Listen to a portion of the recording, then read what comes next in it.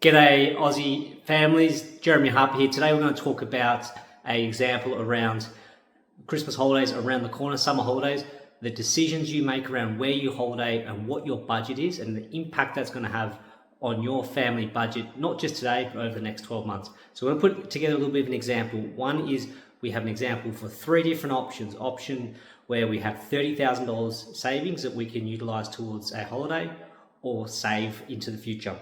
Now, when I work with families and look at their balance sheets, we are making the assumption that this is in full savings, but quite often people go on family vacations and pay for that on credit via credit cards or even taking out personal loans or other forms of lending. But today, let's put that aside. Let's assume we've got $30,000 in savings that we can spend on a holiday or put into their offset account. So firstly, we're going to assume that the tax rate to generate those savings is a 30% rate.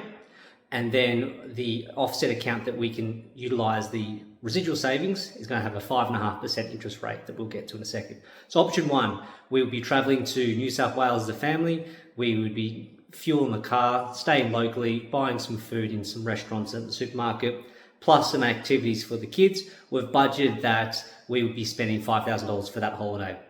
So if we think about what sort of income do we need to generate pre-tax to spend that $5,000, that would be $7,123. And then if we have the residual $25,000 savings that we put into offset account, what does that look like in 12 months time?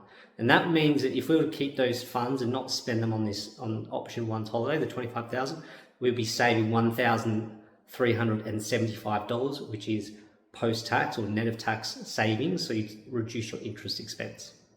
Option two, the Bali getaway. So 10 nights in Bali, that's flights, that's passports, it's running around getting visas, it's accommodation overseas, hired help, going to the water parks, it's food and bev whilst you're abroad, budgeting that at $12,500 for that vacation for the family. That would mean we'd need $17,387 in pre-tax income if we gross that up. So if we think about what is your gross family income, and then that would mean we'd have $17,500 in residual savings that we're going to pop back into our offset account, and that reduces our savings or our interest that was saved down to $962 over that preceding 12-month period.